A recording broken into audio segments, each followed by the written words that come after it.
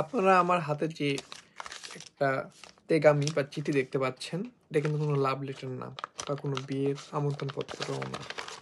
এটা মূলত আপনারা কিছুদিন আগে হয়তোবা দেখেছিলেন, আমি একটা ভিডিও বানিয়েছিলাম যে আমি একটা রং পার্কিং করে আমার সেখানে কিছু জরিমানা হওয়ার কথা ছিল। তো ওটারই কাগজ আসছে, দেখাবো যে আসলে কত টাকা আমার জরিমানা হয়েছে।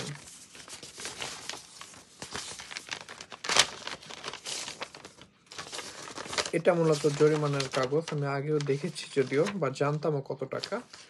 15,000 ইয়েন। 15,000 ইয়েন আমাকে সময় দিয়েছে 1 সপ্তাহ। এই 1 সপ্তাহের মধ্যে আমাকে 15,000 ইয়েন পে করতে হবে। এই 15,000 ইয়েন প্রায় বাংলাদেশী টাকায় 12,000 টাকার মতো। দেখেন, 5 মিনিটের একটা রং পার্কিং করে আমার 15,000 ইয়েন জরিমানা।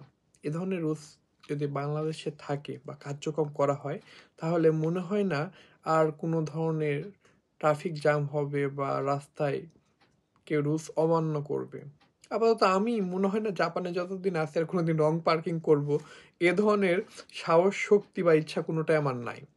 যাই হোক, আজকে ভিডিওটা যেই জন্য বানানো, অবশ্যই জাপানে থাকলে রুলস রেগুলেশন মেনে চলা ভালো, বাট সেটা না।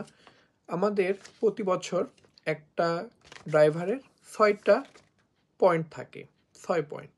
বাট আপনি যদি এই টাকাটা এখন কনমিনিতে পে করেন শেয়ারায়, তাহলে কিন্তু এই পয়েন্ট 2 পয়েন্ট কাটবে না। বাট আপনি যদি এই কাগজপত্র নিয়ে যদি আপনি পুলিশ স্টেশনে যান, যে সেখানে যদি এই জরিমানা পে করতে চান, তাহলে কিন্তু আপনার 2 পয়েন্ট কেটে দিবে। তাহলে থাকবে আর 4 পয়েন্ট, যেটা আসলে একটু ভয়াবহ বা মারাত্মক একটা বিষয় হয়ে দাঁড়াবে। সো আপনাদের যাদের এ ধরনের সমস্যা হবে, জরিমানা দিতে হয় বা যদি ভুলে রং পার্কিং করে ফেলেন, তাহলে অবশ্যই এটা কনমিনিতে শেয়ারাই করবেন, কনমিনিতে পেমেন্ট করবেন। তাহলে আর এ ধরনের সমস্যা হবে না, আপনার পয়েন্ট কাটবে না, শুধুমাত্র জরিমানা দিয়ে এটা সীমাবদ্ধ থাকবে। আশা করি সবাই বুঝতে পেরেছেন। ধন্যবাদ।